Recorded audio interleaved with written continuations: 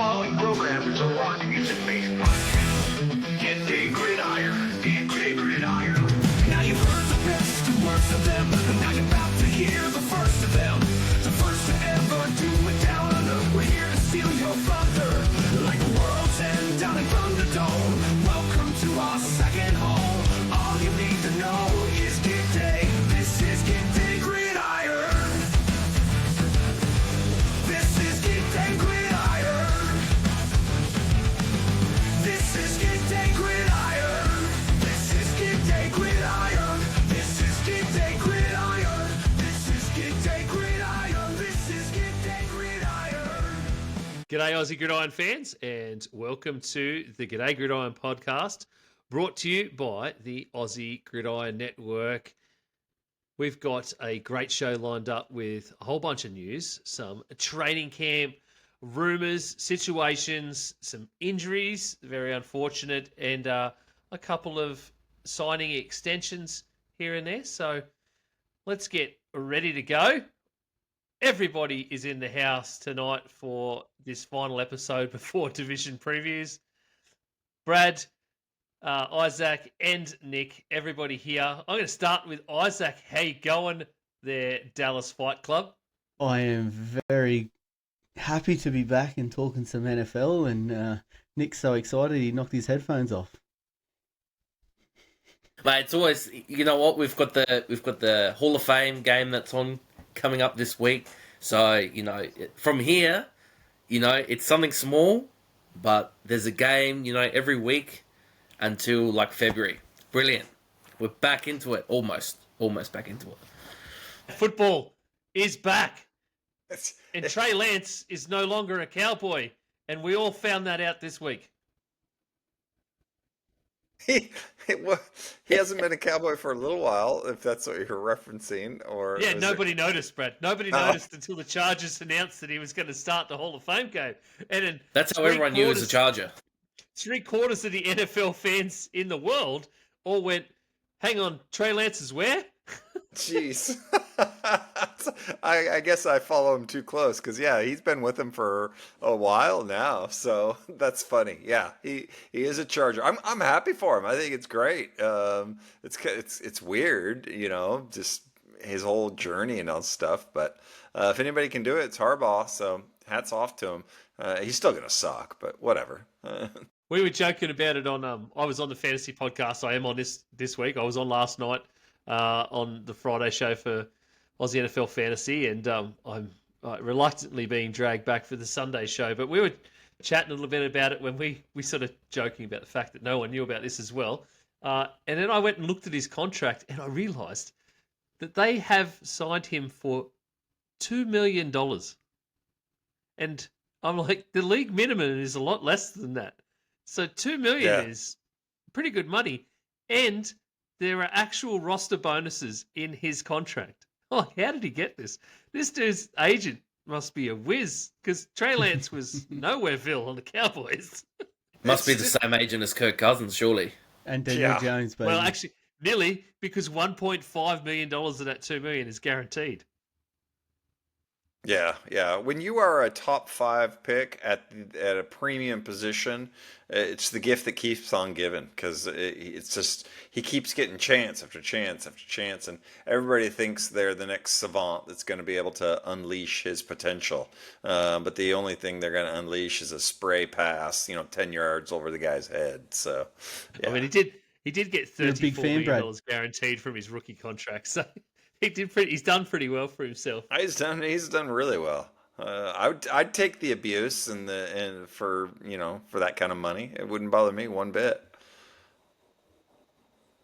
But he's the third stringer on that team, because of course they got Taylor Heineke still. Yeah, you're right. Yep. So I mean, you'll get. I wonder what Taylor Heineke's contract is actually. You'll get all these people that think, oh, give him a shot. He's worth the number 2 to run with the 2s and all this and that. But no, the reality is the guy, couldn't throw his arm out of a paper bag. So I probably need to look up who their agents are, But I would say that at this point in time, my first initial feeling is that Trey Lance's agent is the better one, because Heineke signed for $2.5 million with $2 million Yeah. guaranteed, and the guy has started significantly more games than Trey Lance and done better in the majority of them. Again, top number. What is he? What was he? Number 3 pick, Nick? 3. Yeah. Yeah. Oh, third pick. Don't talk to Nick about it. He's very sour about it. I covered the bases. That's the only reason why it's cut off. Well, you had to give him $34 million though, because he was the number 3 pick. Oh, that's before we had. Well, not entirely, because then we traded him to Dallas, so then Dallas had a bit of his contract too. Yeah. A little bit, yeah. Luckily on the cheap. Yeah, I'm Not so a lot, glad we anyway. gave you guys a 4th round pick for that. That was good. Good, Jerry. Good job. Anyway, Trey Lance is starting Fooled us all. the Hall of Fame game for the Los Angeles Chargers. And that means we are at the Hall of Fame game for 2025, which, as Nick mentioned, means, Brad, that we have football until February 2026. How good is that? I mean, I didn't think of that, but Nick's right. We have football every weekend until February 2026. The world is right, you know? It's healing. It's just, It's yeah. healing, exactly. Exactly. All we need is an orange-haired dictator become president in the U.S. and then, wait, that's happened. Oh, the NFL does need a little bit of healing this week, unfortunately, because of the horrible situation that happened in New York City. So any bit of healing we can get from a Hall of Fame game and seeing some amazing quality players be inducted into the NFL Hall of Fame, just watching some fun football. How about that? Are any of you boys going to watch any of the Hall of Fame game?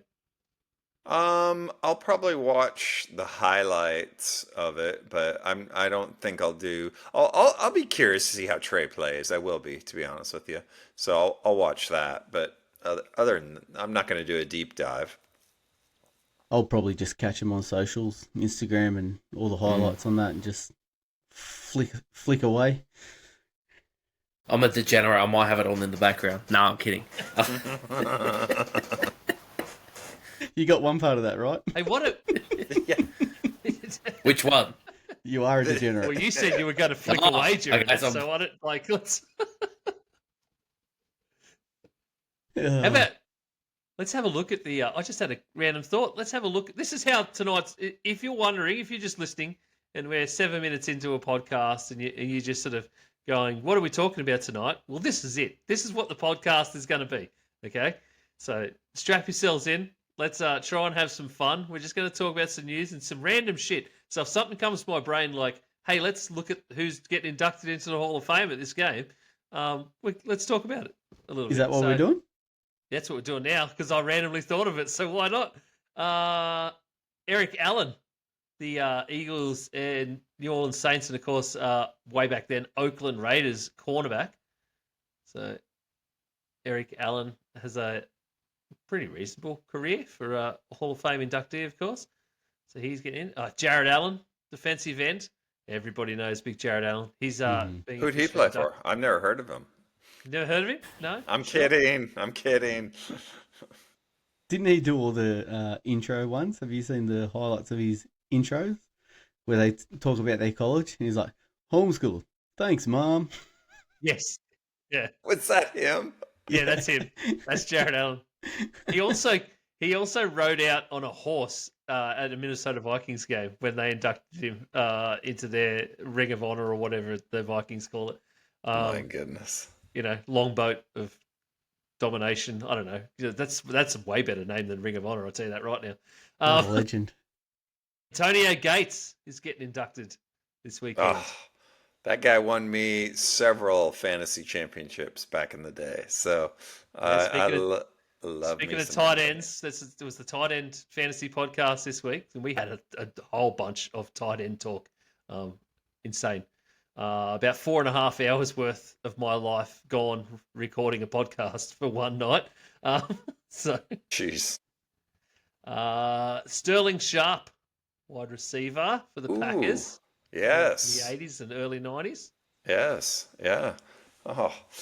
Wow. I am feeling old, man. Jeez. These guys were when I was Nick's age. So yeah. So they're the guys getting inducted into the Hall of Fame this week. So there we go. That's fantastic. Good stuff. Yeah, Brad Gates remembers is, every one of them. I do. I do actually. Yeah, I absolutely do. So I hated Eric Allen then because he was an Eagle, and so it wouldn't bother me at all if the bust fell on him. And I thought you were about to say that you hated him now, Brad. Is that what you were well, about to no, say? I was. Just from now. I was. Pulled I, up short there, Brad. I was debating it in my head, and I thought, well, I'm a degenerate, but I'm not going to do that. Now, if it was Aaron Rodgers, I'd probably still say, yeah, he's a loser, but whatever. He is a Righto. loser. Where do we want to start? How about a bit of a signing? We didn't mention it last week because it was a little bit late. Cortland Sutton gets a 4-year, $92 million extension ahead of this season. Isaac, great things for Cortland Sutton. Not so good for other players in the league waiting for an extension. No, it's not. And specifically, it's Terry McLaurin at Washington. So 4 years, 92 million. What's that? 23 a year? 24? Something about that, yep. Yeah, so the word out there is that Terry McLaurin wants at least what DK Metcalf's on at $33 million a year. But if you look at their stats from last year, McLaurin had 82 receptions for 1,096 yards with 13.4 yards per reception, while Cortland Sutton had 81 receptions, 1,081 receiving yards with 13.3 yards per reception. So they're both pretty much the same player. So I don't think Terry McLaurin's going to get much more than what Cortland Sutton just extended for. Yeah, I think you're exactly right. To me, this seems like it's a very team-friendly deal. And if you're McLaurin, you got to be spitting chips and you're gonna pee in Sutton's Cheerios because this is just it's not a team. It's not good for him. You know, he may get another million or two more than this, but I'm sorry, you know, you're not getting what you originally wanted for sure. Yeah, it would. I suppose if he had signed what was probably offered to him last week, it would have been more than this. And now that you look at these stats, this is probably a bargaining chip now for the Commanders, who will probably go back to them and say, we've given you a very good quarterback in Jaden Daniels, as opposed to someone who we didn't like before, and you're as good as Sutton had been last year with Bo Nix. So it's interesting to see how it will play out now. But I still think Scary Terry at the end of the day is probably going to get his money because he has been there for a while, and obviously the Commanders are in a spot where they've identified, okay, Daniels is going to be good. We need to maximise the guys around him for as long as we can while he's on his rookie deal. Yeah, Terry McLaurin's been really good for a number of years, so they should repay him with the money that he's worth. They should. I just don't see him getting anything in above 30, because it works out to what does it work out to like per year, like 25 for Cortland Sutton? No, 24. 24? 23. 24. Yeah, so I mean, I could see Washington saying, okay, we'll give you 25, 26, but this is what happens when you're a 30-year-old dude, especially at that position. You see them, they just fall off. Wide receiver and cornerback, typically, the age catches up to them super, super quick. So I just don't. I personally don't see it happening. I think he's worth it, but I, you know, They're yeah, both the same age too. So they're yep. both on the 29, Season. 29 years old, and turning 30 this year. So they're on the older side of a players nearing the end. So Especially yeah. as a wide receiver. Yep, that's right. Well, the only receiver I can think of that's got a big deal after turning 30, the only one that comes to mind to me is Tyreek Hill, which was 90 over 3. So if that's probably a measuring stick more than anything, then you're probably right, Brad. It's probably going to be in that vicinity, maybe 25, 26, and you probably end up negotiating a bit higher up to maybe 28 at most, I reckon. Yeah, and yeah, it depends on how, they'll probably add some sweeteners in their player performance type stuff, which makes sense. If he puts in another all pro year, then yeah, okay, we'll give you a $4 million bonus or whatever. Yeah, I think the strange thing is I think sometimes when you're doing a contract renegotiation in a sense, because it's an extension, I think some of these guys need to just come back in an expectation a little bit. Like it's great to expect that, like you see DK get paid that and go, I want what he's got, because I'm up right now. But at some point you have to look exactly at like what Nick looked at and went, well, Hill got 90 for 3. That's about 30. So it's probably going to be under that these days, not really over that. And just sort of look at what DK got and go, well, he's an outlier because they've overpaid, Yeah. and just go. But if this is where the market's at, if the market's going to sit around that $24 million mark, then try and push for the 25. Don't try and push for 30, because all you're doing is leaving everybody in a horrible situation. The franchise don't care because they can find someone else, and that's the reality of the situation. Because they will go out and just stick a kid in there, and just live with what they've got, and the coaches will scheme around it. So They could find someone else, but I think the only sort of leverage point that McLaurin can sort of work to is that if they don't pay him, he holds out, then the receivers are a banged up Debo and some other random parts. And so are you really then maximising Jaden Daniels with his rookie contract? So that's where I think they might become a little bit impatient with that. There's where he got a little bit of wiggle room for himself. But then again, like to your point, Ian, if they go out, they're going to have to go out and trade for someone. And so unless, you go out and get Tyreek Hill again, another guy on the backside of 30, could still help, but is a bit banged up. Who else can you really get that you can really maximise Jaden Daniels? yeah, because I don't think there's any guys still out there.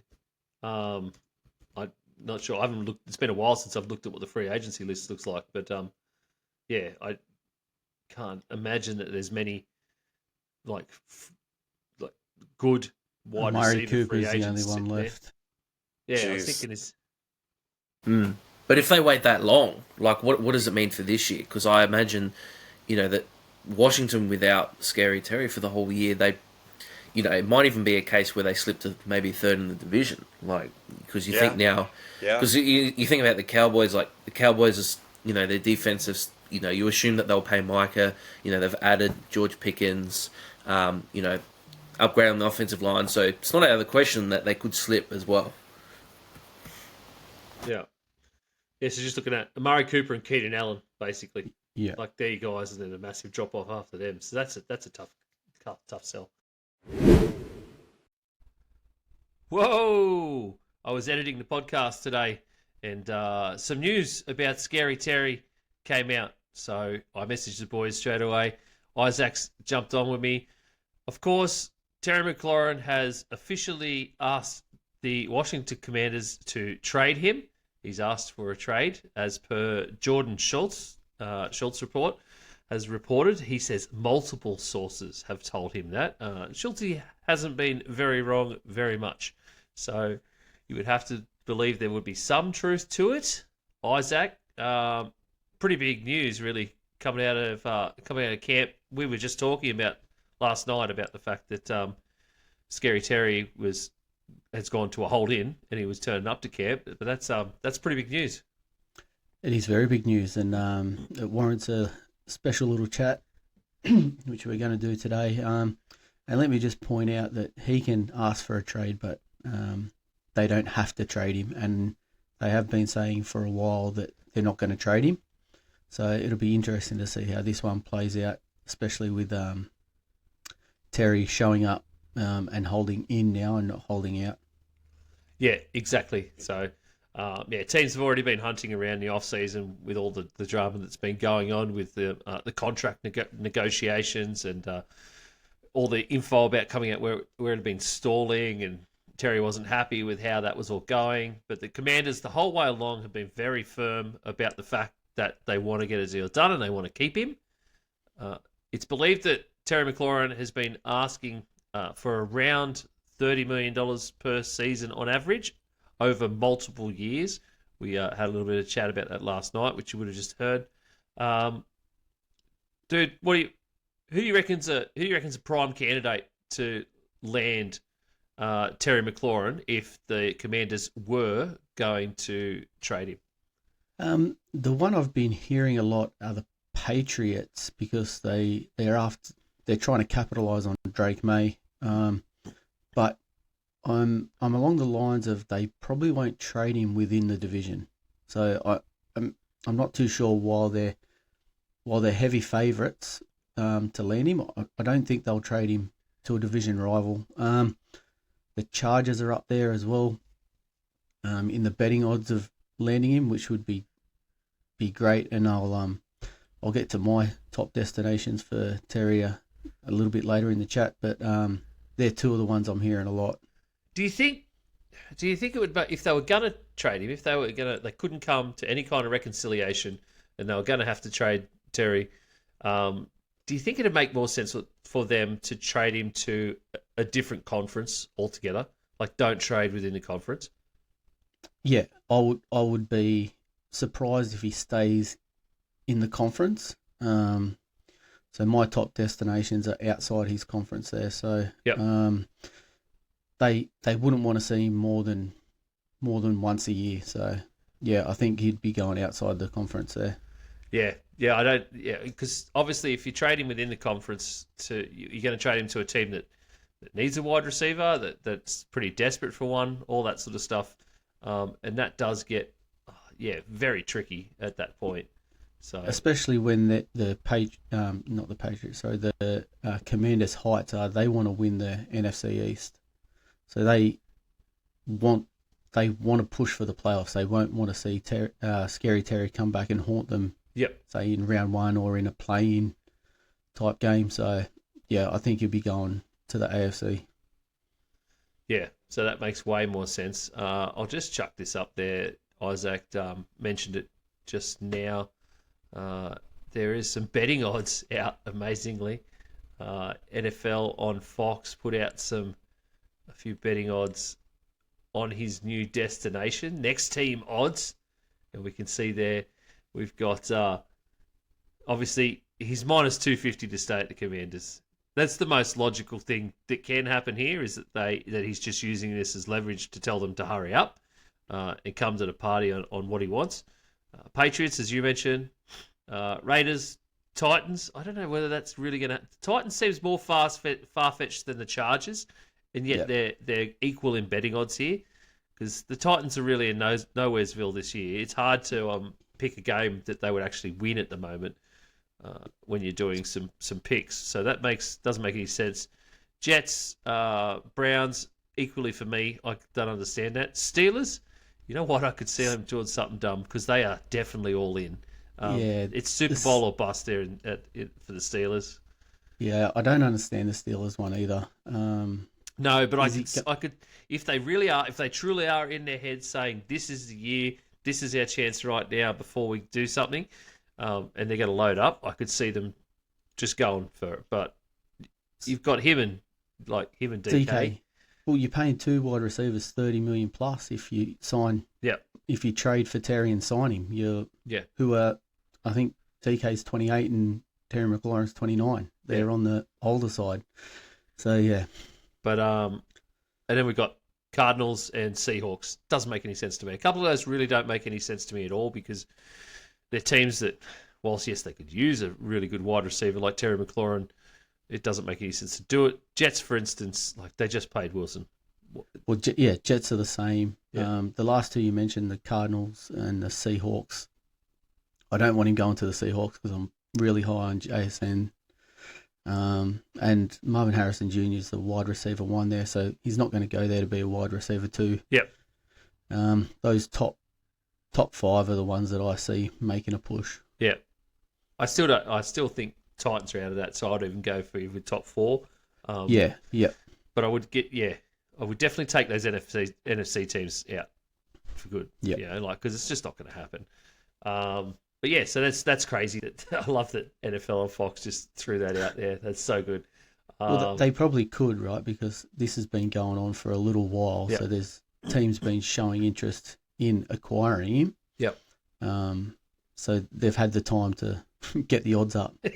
Yeah, that's right. Just interestingly enough, while we're talking about contracts and McLaurin, he is making an average of 22.7 on his current rookie extension contract per year, so 22.7 million per year. His base salary for this year is 15.5 million plus the signing parts and his roster bonus, etc. So he's still making a pretty healthy chunk of money. He's obviously wanting to up that $22.7 million to closer to DK's mark, like we talked about, around $30 million. So, yeah. I'm just looking up now if they've franchise tagged anyone and seeing if he's available for that. No, I don't think he is now because we're outside that period. You can't franchise tag him. Okay. But he is on. They've got him signed through this year. So as you say, they don't have to do anything. Yeah, that's right. It would be weird for them to blow it up at this stage because he's seen a lot with the Commanders and with the Washington team in general. He's been through a lot of their shit quarterback play. He's been through terrible ownership, and he's stuck with them the whole way. And it's at this point you just go, "What are you doing? Just sign the guy." Because I seriously believe that if it wasn't for him last season, they wouldn't have been anywhere near the heights that they were. They wouldn't have got to the point that they did, regardless of Jaden Daniels. Yep. So I'm the same. I'm like, if it costs you an extra $3 million, you're saving that on the Jaden Daniels contract anyway, with him being in his rookie contract. Sign him for 2 or 3 years at 20, 27, 28 million, or 30 if he wants it, and just see if you can make that push. Yep, that's exactly right. Righto, so you mentioned a couple other places other than the Chargers, Patriots, and Raiders that you could see. What other teams do you reckon, and what sort of compensation do you reckon that teams would throw out there for Scary Terry at this point? Yeah, so I've got my top 5 destinations here for Terry McLaurin, and if you've listened to our podcast before, I'd like to see Josh Allen and the Bills get an absolute stud wide receiver. There's none at the moment that are on there. The Bills have, I think I looked it up today, the Bills have all their picks for next year.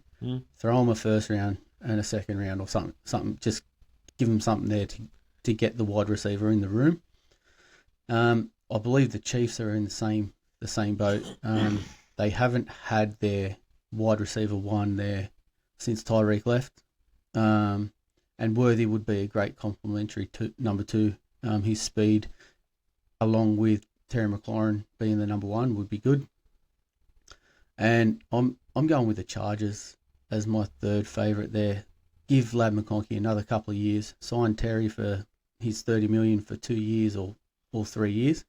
That allows Ladd McConkey to get to his potential, and then Terry can move on, and Ladd McConkey just takes that number 1 wide receiver slot, and that'll probably push him up the rankings as Super Bowl contenders as well. Yeah, it certainly would. That'd push them pretty high up, I think, as well. Yeah. My next one are the Raiders. They don't have anyone outside of Brock Bowers on that offense to throw the ball to. Another option there would see them contending for the playoffs. At the moment, I don't see them contending, but if they go out and get Terry McLaurin, I think they would be up there. And one of my favourites, I'd love to get him in the Panthers. get in there. Could you imagine like Scary Terry, McMillan, and then Thielen as well as Hunter Renfrow? Whew. Yeah, wow. Like, that'd be a great wide receiving room there. So I love some of those options. Bills is especially spicy to me, and I agree with you. I could see the Bills really throwing the house at this to try and make the Commanders actually have to think about it. Because they've got like Khalil Shakir, Keon Coleman, Josh Palmer, Elijah Moore, and Curtis Samuel essentially as 5 wide receivers. I don't think there's an out and out number one in any of those guys. Shakir's coming along and he's doing pretty good. Keon Coleman can be pretty handy, but the reality is you're talking a bit of receiving from James Cook, Dalton Kincaid, who's he's here and there as a tight end, bit of Dawson Knox thrown in as well, but there's no receiving. And yet the Bills went through this last year. I mean, they got Amari Cooper for a point, but they went through this with the same team last year and look where they got to. You give them an out-and-out number one wide receiver who will work their ass off. They had Diggs for a little bit, but he didn't really work his ass off. No. And I think Terry would. I think that's a decent quality wide receiver is what the Bills need to push them over the edge. That Super Bowl hump. They need to get that'll get them there, And I think for the Bills, and I'm super. I was saying it last year. I think super confident if the Bills can get to a Super Bowl, they win a Super Bowl. But it's that hump to get into the game. Yeah. So my thing when you ask about compensation, you could throw them Keon Coleman, who's still on his rookie contract, if the Commanders want to stay and a first for next year. If that gets you over the line to get Terry McLaurin, me personally, I'd do it. Yeah, some of these bigger teams like the Bills and the Chiefs, I think it'd have to be a first plus. Yeah, 100%. And I'm not talking like two late firsts. in the draft. Yeah, I'm talking like it'd have to be a first and a second, or as you say, a first and a player. There'd have to be something in there. It'd be a first plus something else. But I think it's worth it for McLaurin. Yeah. He's the kind of talent that you would only get at the top end of a draft. That's right. So, amazing. So, well, there it is. So, Scary Terry officially out there on the trade block. He's asking to be traded and whether or not the Commanders will. All likelihood is that this will push them over the edge to finally get a deal done. But you never know in the NFL. Some of these owners, especially new ones like the Commanders have, might like to just dig their heels in and put their own personal stamp on the franchise. And sometimes, I mean, dumber things have happened in the NFL. People have decided to trade away absolute star generational quarterbacks for no actual reason. And we're talking about you, Colts. So dumber things have happened, and it's motivated players and teams to just push them over the edge. So we never know. Anyway, that's we thought we'd jump on and have a quick bit about that. So back to the rest of the episode. Aussie. It might be pretty obvious, but I am not Matty C. NFL. Absolutely stoked to have it on the podcast, mate. Welcome. Fantasy. Tay, I think it's time you just abused your mate here. Would you rather be fighting zombies or aliens? Find hidden gems. And with that, we're into some breakouts. I'm glad you're stalling because my results last week were a hot piece of ass. We all had our struggles, mate. You've unzipped the pennies and it's time to put the pennies in the pit. Let's do it. I'm taking Trey McBride. I'm just leaning on the old tuck shop, tuck graft. And all of a sudden, he's just lighting them up. Catch starts of the week. I'm just going to go ahead and take Goff at Chicago. So I'm going to go running back. I'm going to take Travis Etienne. I'm going to go ahead and take your boy Ty Tracy. I'm going to take Adam Thielen. So I'm going to go and take Richo against Tennessee. I'll take Matt Stafford. Just a little float out the Dalton Kincaid. I'm actually going to take Caleb against the Lions. Friday and Sunday all season long.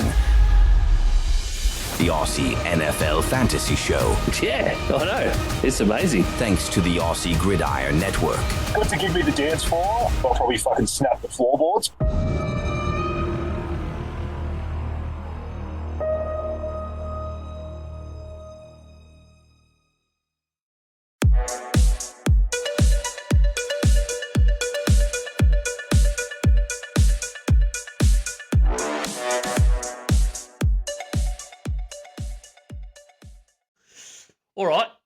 another guy who is 30 and got a contract extension. Raiders' long-time left tackle Colton Miller gets an extension from the Raiders. 3 years, $66 million with $42.5 million guaranteed. Brad, great pickup and a really good thing to see the Raiders sort of just going all in on the guys that they drafted and keeping their experience around in a year where there's been a lot of transition within that franchise.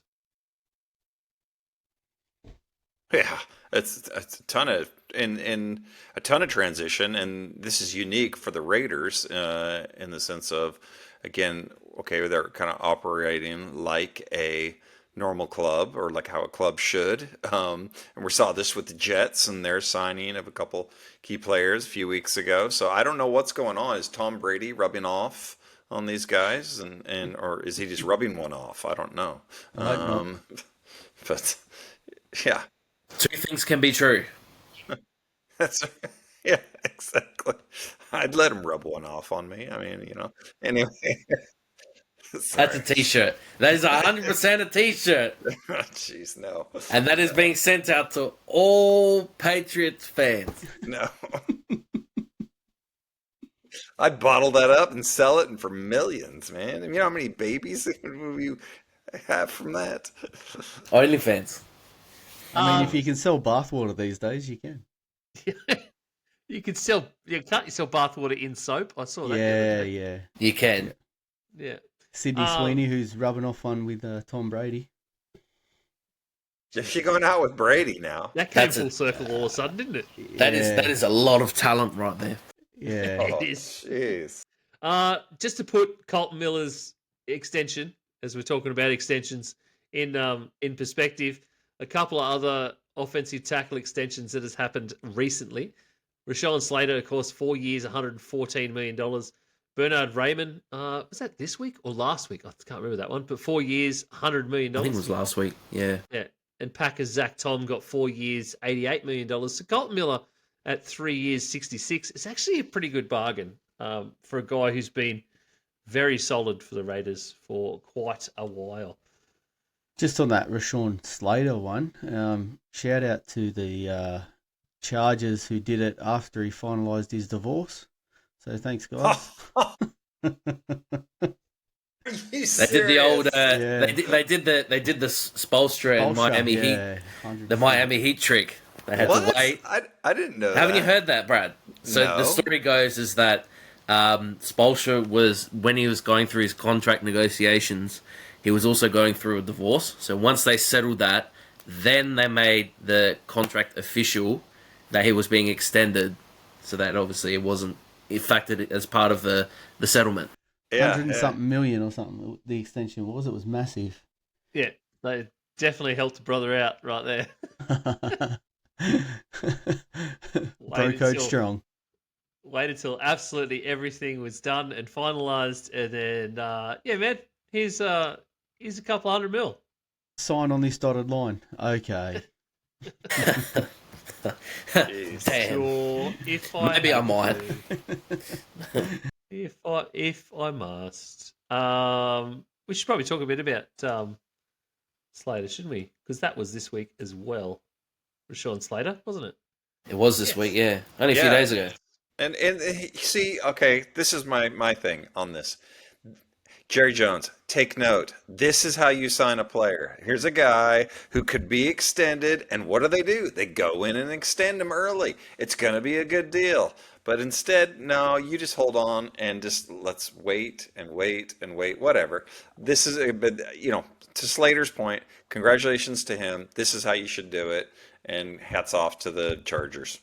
I As feel said, like 4 every years. time the market resets, Brad actually says something very similar to that. So if we record that and clip that, every time someone resets the market, just play that clip and then it'll be all sorted. Over and over and over, yeah. Because how many times have we seen it? I mean, it's tell me one other organization, one other NFL organization that operates as poorly when it comes to their top players.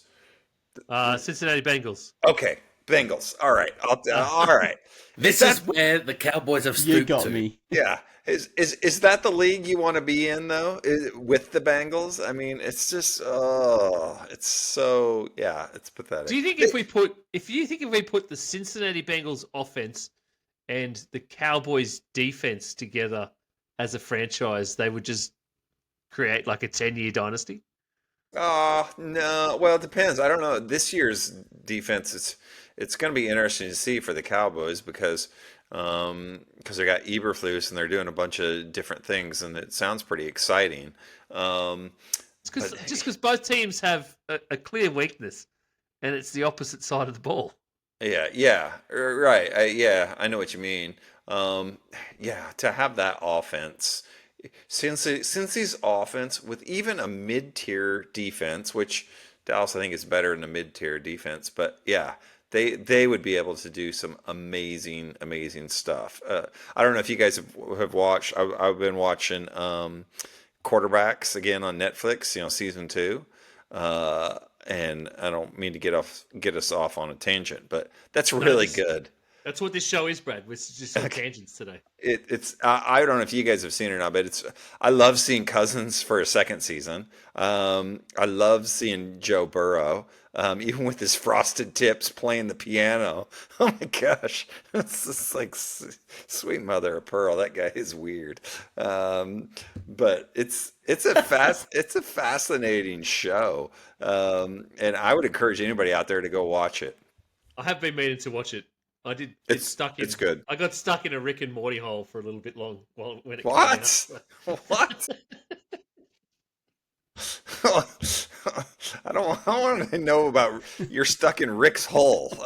Sorry. What? Rick's hole. No way. Lub-a-dub-dub-dub. Jeez. Well, All right. Hey, no judging. It's 2025. Brad's giving me drops tonight. Rashawn Slater, as we circle that wagon back around. Yeah, well, bringing it back around. So it's 4 years, $114 million, includes a record $92 million guarantees, and now makes him the highest paid offensive lineman in NFL history until someone else eclipses it. He deserves it. So he is, I love this little leapfrog thing. He is now the highest paid per year basis, 28.5. He just eclipsed Tristan Wirf's 28.12, who just eclipsed Penei Sewell's 28, who just eclipsed Trent Williams' 27.55. Like what? Jeez. This little leapfrog game they all have. It's funny as hell sometimes when you look at these contracts, but the reality is these dudes are getting paid $30 million a year to play football. Yeah. To hit people. Yeah. To hit people. To hit people. Well, of course, legalized violence. Because being an offensive lineman, Nick would know exactly what that is the selling point. That is the selling point. And you do it for free, Nick. I'll pay to do it. He pays to do it. Yeah. It's like those smash rooms where you go and you smash a bunch of stuff. Don't worry about that. Chuck on a helmet, some pad, boom, straight into someone. That's what we want. Let's talk about. I'm going through the list of stuff you boys put up in the doc this week. So, well, how about Trey Hendrickson is finally, he's gone from hold out to hold in. So he reports to camp to save $50,000 in fines. Isn't that's all up? Or is that, no, they haven't increased that. Yeah, it's 50 grand in total, wasn't it? 50 grand a day, I think. No, it's 50 grand a day. Yeah. Per day. Yeah. Per day. As per usual, all these players that go to being a hold-in say they're there, but they don't want to be a distraction. Not training, but I don't want to be a distraction. Well, I seen a video today of Trey Hendrickson, and he was there talking to Shamar Stewart on the sideline, kind of helping him a bit. So he's not there just standing there doing nothing. He's actually there trying to help out. And the word is that they're pretty close to a deal. That it'll probably happen in the next week. I heard Chef to say something different on McAfee yesterday. was going to say I heard the guaranteed money's pretty far off. Yeah, the guarantee part is the problem at the moment, and the Yeah. fact that Again. the Bengals again, because it sounds like the Bengals once again only want to guarantee 1 year, and of course Hendrickson's saying he wants multiple years. All of them. Um, yeah. Which is fair enough. So it's just that the Bengals doing what they're trying to do to everybody else, basically, or they've not everybody else. It's weird because they've only done this with Hendrickson for the last few years. They said they just want year to year, like they think him having like a 1 year contract is going to motivate him to play better every year. Like, Yeah. It'll work once, but you don't keep going back to that. It's just disrespectful. So the yeah, guy was but the sack leader. Like 2 years in a row. yeah, I know. So yeah, Yeah, and then they've waited, and Miles Garrett got paid way more than him, which bumped his price up again. So again, just like we were talking about with just before, they waited, and now the price goes up because legitimately he, on paper, has better numbers than a guy that is the same age as him and everything, basically. So yeah, Cincinnati, man. There's been a few injuries this week. Training camp injuries are horrible. I feel sorry for all these guys that get any sort of level of training camp injury, from the major ones to just minor stuff. Last week, when we were doing and talking about some bold takes, I said Nick Chubb would have the most rushing touchdowns on Houston Texans, and everybody breathed in deeply. And just after that, Joe Mixon was announced as being out for an extended period of time with an ankle foot injury.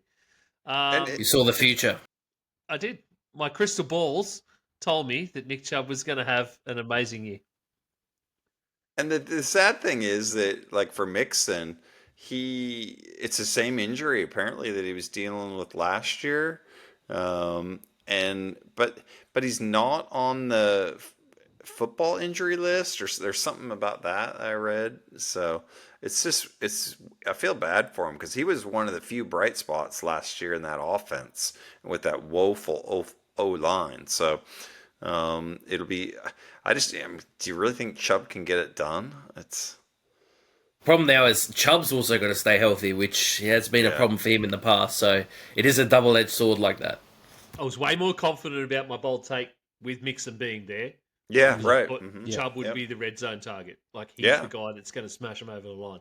Because Mixon's a great running back, but Nick Chubb is a monster. Like, the guy will, like, run over an actual freight train. So it's, I was more confident about that. And I think if you use a Nick Chubb as an every down back, that's going to become problematic.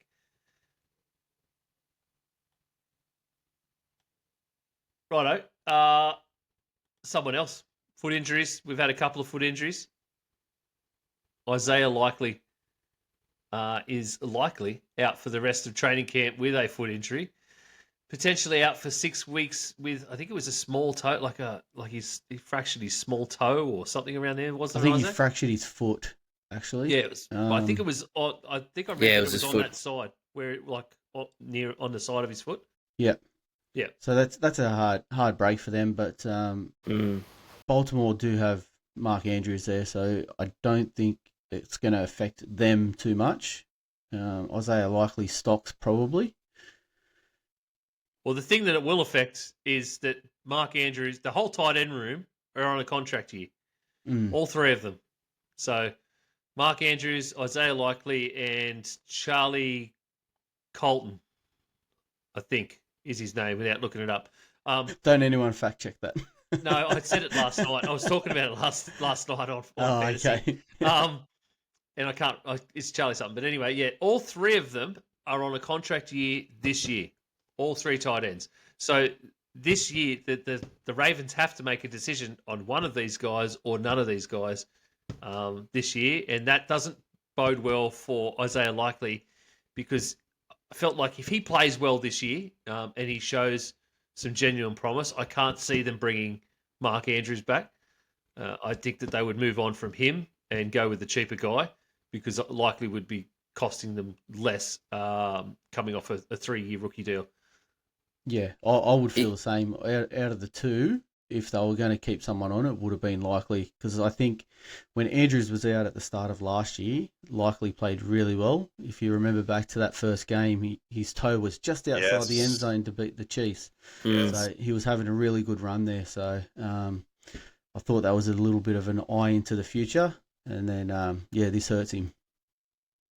Yeah, and I was just about to say, I think they've put him on the sideline for about 6 weeks.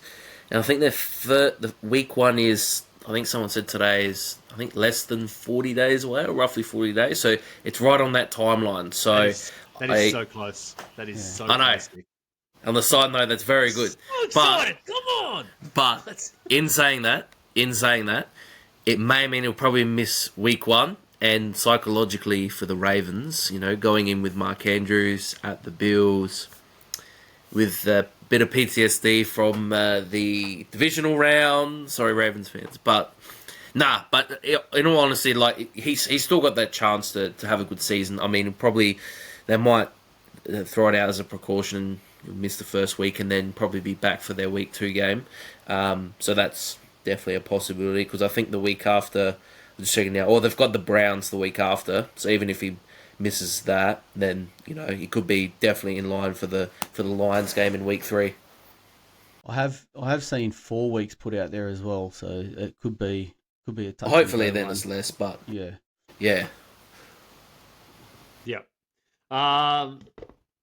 Justin Jefferson has a mild hamstring strain that came out just today. Jeddah's basically, he'll be reevaluated. That's a word. Next week, and should be ready to go for week 1.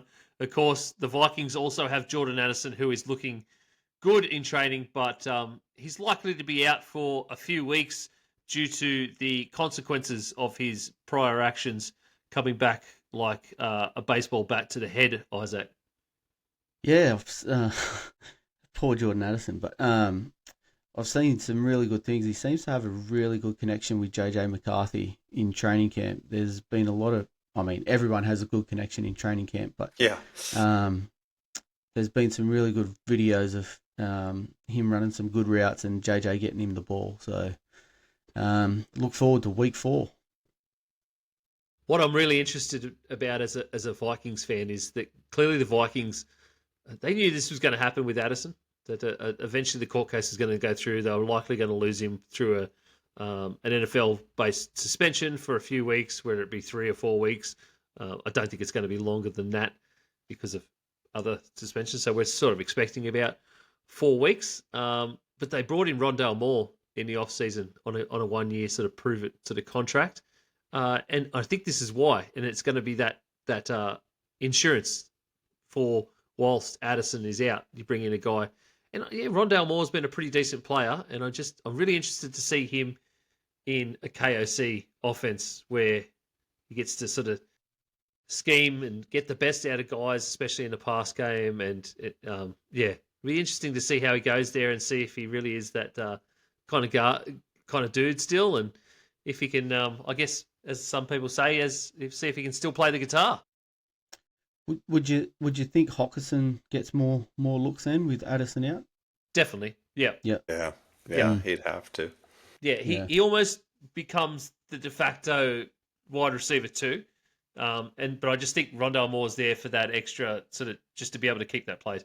The other great part is that like tight end wise, getting Hockenson back is amazing because we've got 2. Josh Oliver played awesome while Hock was out last year, especially in the pass game. So, I expect to see something we haven't seen yet out of KOC's offense, and that is a bit more sort of 12 personnel stuff, which is going to be really interesting as a Vikings fans to have 2 quality tight ends on the field at once, because the Vikings fans are always used to having that one great tight end, a franchise player there constantly. And if you end up with 2 guys that are playing basically the same in a 12 personnel way, in the way this guy schemes an offense, holy shit!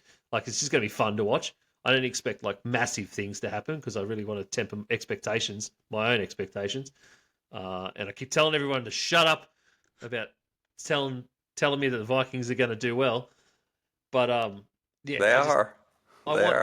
I like fun football. I want to watch fun Vikings football. That's all I want. Where the expectations are low and the yeah. And the fun factor's high. I want to drink beers. I want to eat meat and watch fun football. That's it, Brad. Not a bad life. One day I might get to do it. Still there? Yeah, he is. Yeah, Channel He was going all right last year.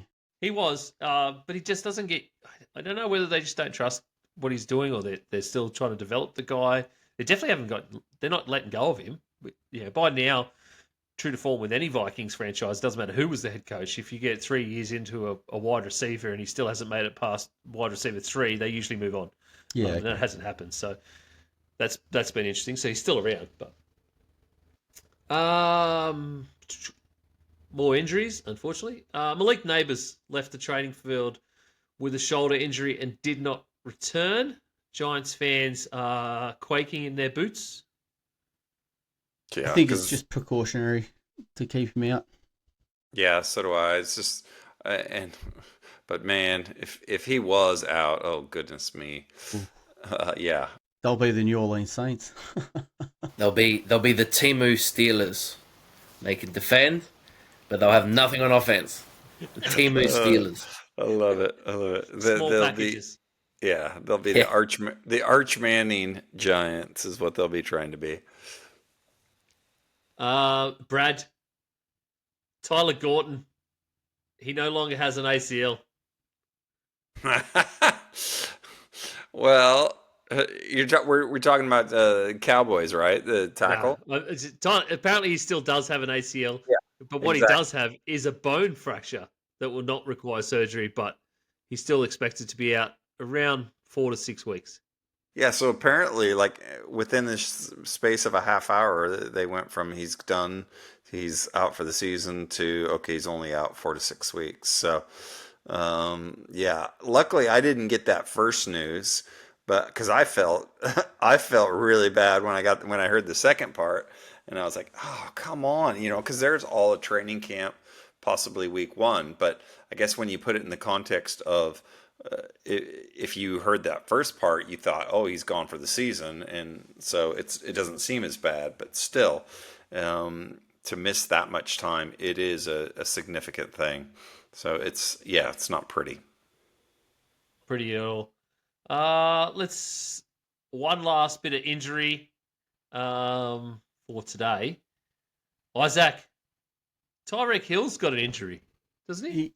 He does, and it's a wrist injury, and the word on the street is that he doesn't want any more kids, so he's taking matters into his own hands. Hence the wrist injury, and But Well, at least it's a lot cheaper.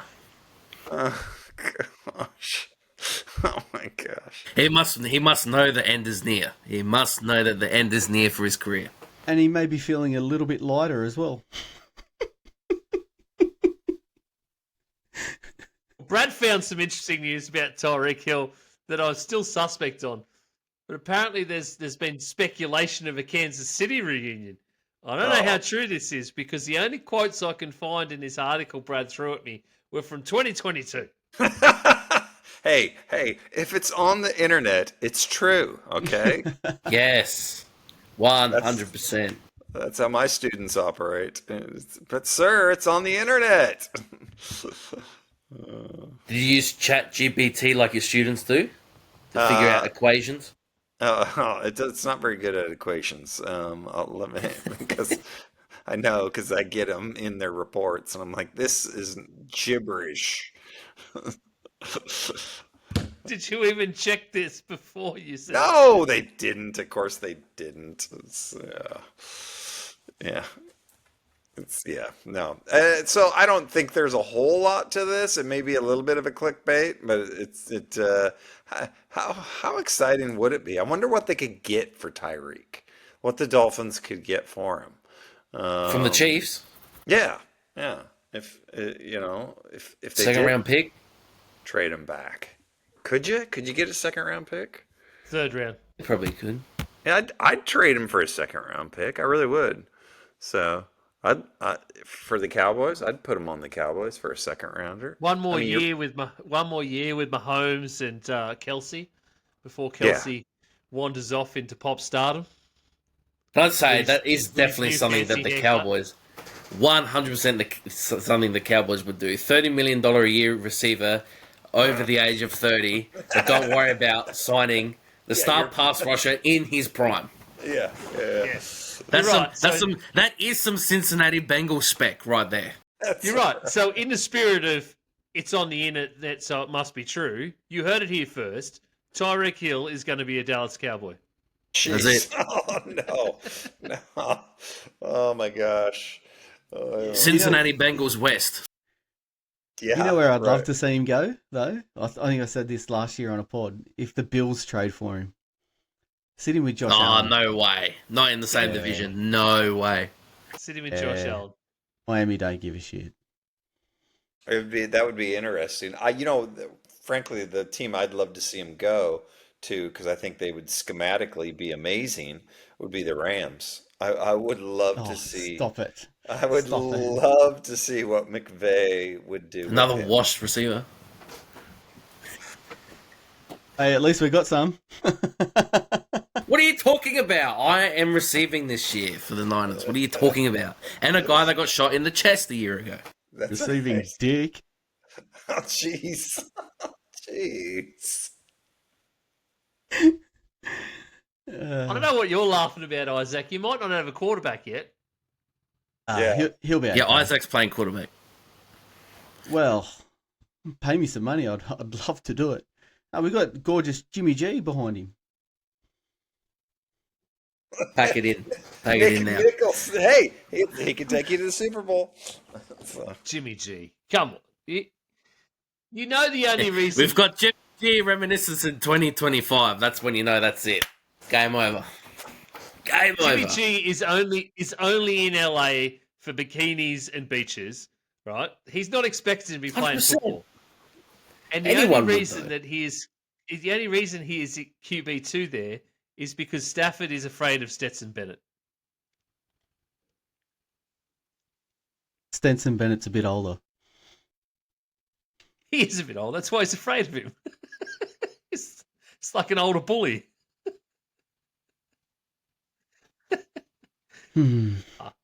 Anyway, Matt Stafford's got a back injury if you didn't know what we were talking about.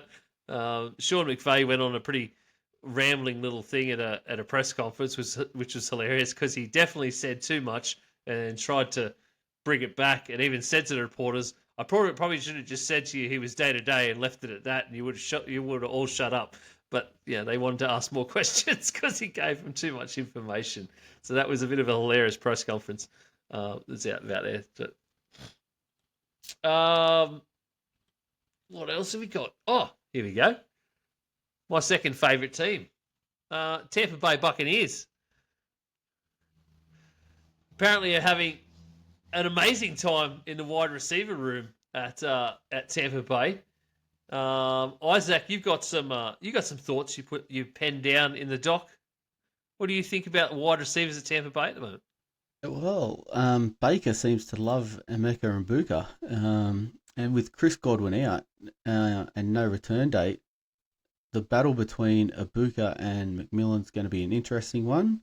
But the way that Baker has been talking, I think maybe Ibuka's probably surpassing Jalen McMillan at the moment. So he's one to watch out there, the rookie. And it'd probably be as to why they drafted him so highly.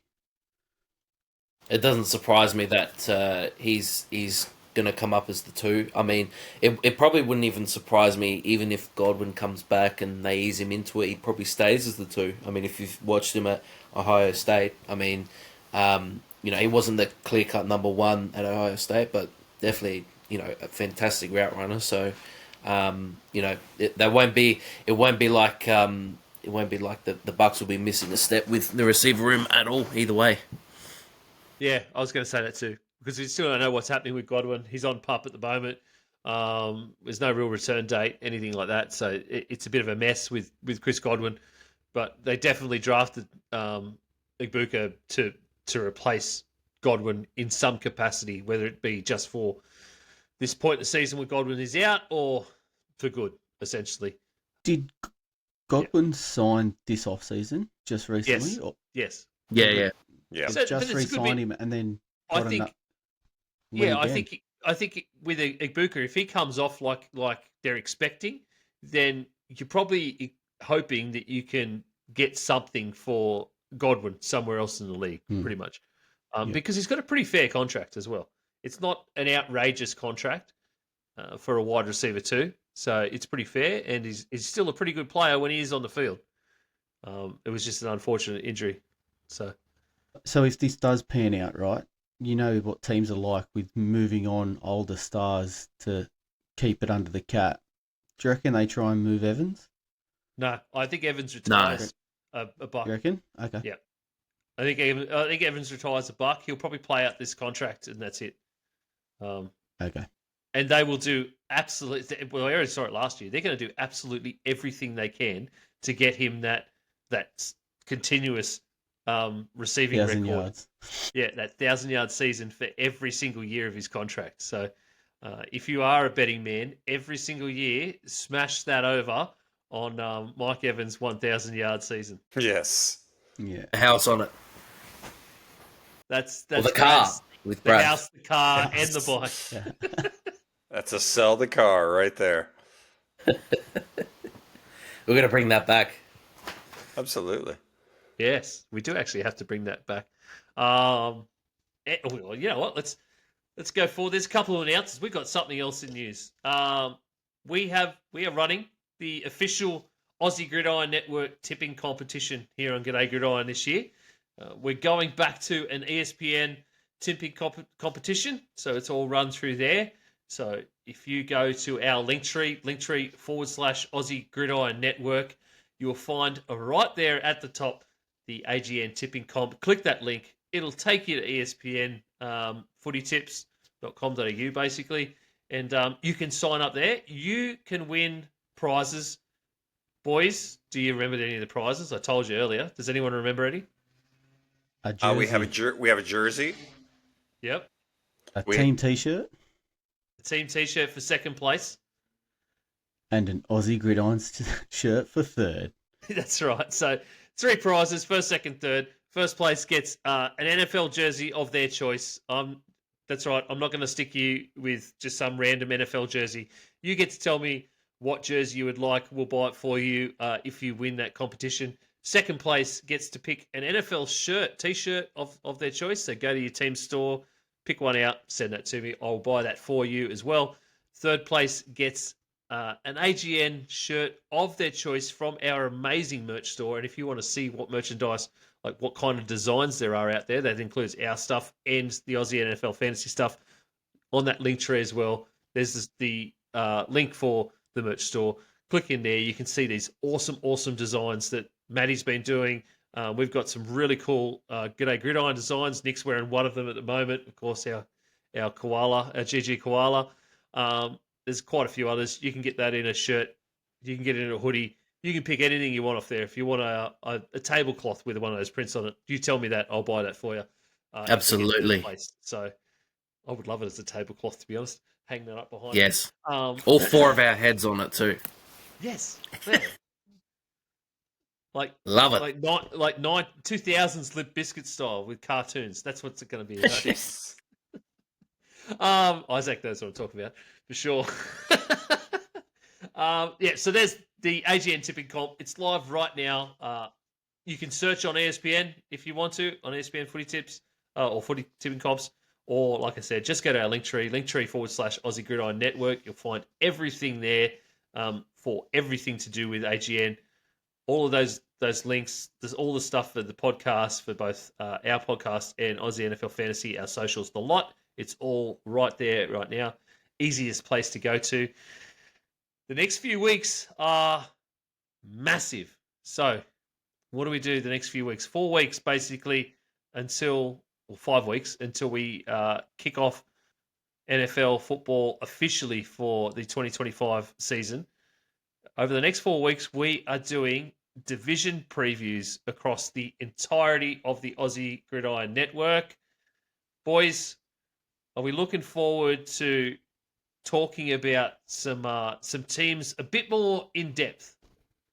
Absolutely, and I think we're looking forward to the football getting started and it counting, and but the anticipation, and it's a great time just to put together our who we think's gonna finish first. So I mean I know who's gonna finish first, so I don't know what you jabronis think, but whatever.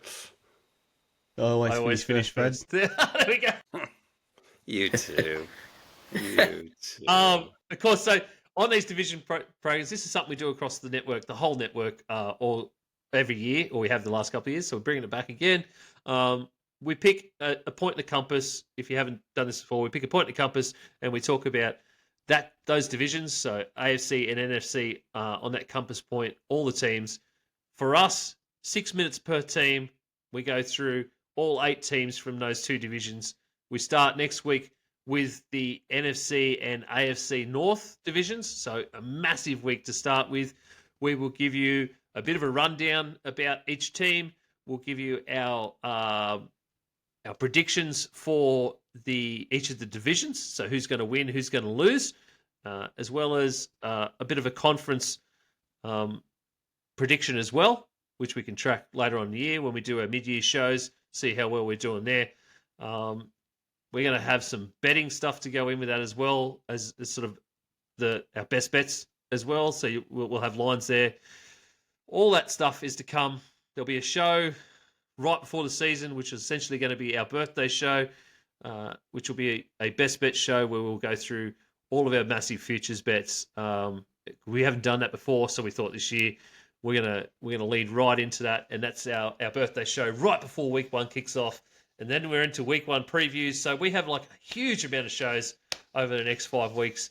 So hopefully everyone is ready for some really cool shows and a massive information. And just getting on with football. I'm so excited. If you can't tell, I'm so excited about everything we got to talk about. I'm excited about football. I'm still excited. It's still the middle of winter. It's still cold as balls in the Hunter Valley. And I'm still excited to sit in the shed and talk about football with you boys every single week. So There's almost nothing time. better. Yeah, I'll sit in the hot, I'll sit in the cold. As long as we can talk football, that's what it's about. Division previews is where it really starts ramping up and you start getting really good. Because once you've done that, then we're off straight into it. Onto it. that's right. So look out. So next week we got North. North next week, South the week after. We go West, then we'll finish with East. Yes, I think. But anyway, all 4 over the next 4 weeks. All 4 of those compass points, all 8 divisions in those, all 32 teams. We will talk about everybody for a maximum of 6 minutes. That doesn't mean we're going to talk about for some teams for 6 minutes, but it's a maximum of 6 minutes. As Big Kev used to say, I'm excited. Excellent. And on that bombshell, thank you very much for joining us tonight. It has been a bit of a tangent episode, a bit of a rambling one. We hope you actually enjoyed it. If you do enjoy it, please recommend the podcast to some friends. Give us likes, follows, support us everywhere. Check it out everywhere you can. We're really happy to have you and listen along. Check it out on YouTube. Pastry Press NFL, you will still find on YouTube. Check it there. You can search G'day Gridiron. See our lovely faces and join along with us. And till next week, thanks for joining us and see you later.